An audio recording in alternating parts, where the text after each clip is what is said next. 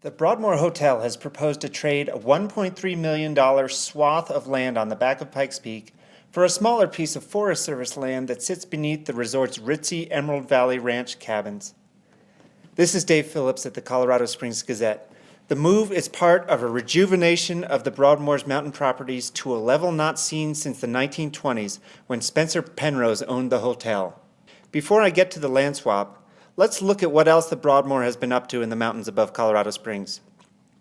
In 2013, the hotel began building a lodge and cabins on Cheyenne Mountain. Spencer Penrose built a road to the top of the mountain and a lodge on the summit in 1925. After Penrose's death, the lodge fell into disrepair. It was torn down in the 1970s. Now the Broadmoor Hotel is building Cloud Camp, an 8,000 square foot lodge with 20 surrounding cabins. It is expected to be opened this year. The Broadmoor also did big renovations at Emerald Valley Ranch.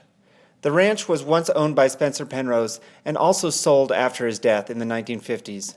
The Broadmoor bought the property in 2012 and poured $4 million into a renovation. The Broadmoor owns the buildings, but the land beneath is Forest Service land on a 30-year lease.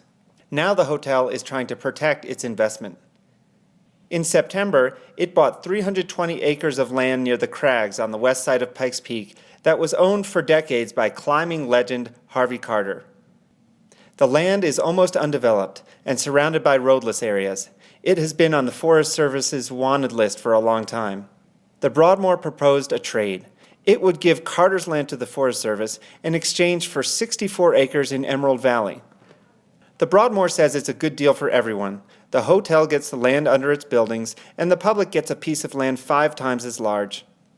To sweeten the deal, the Broadmoor also plans to give a permanent easement to the Bar Trail, which currently crosses land owned by the Broadmoor's Pikes Peak Cog Railway. The easement would ensure hikers access across private land forever. To find out more, go to gazette.com.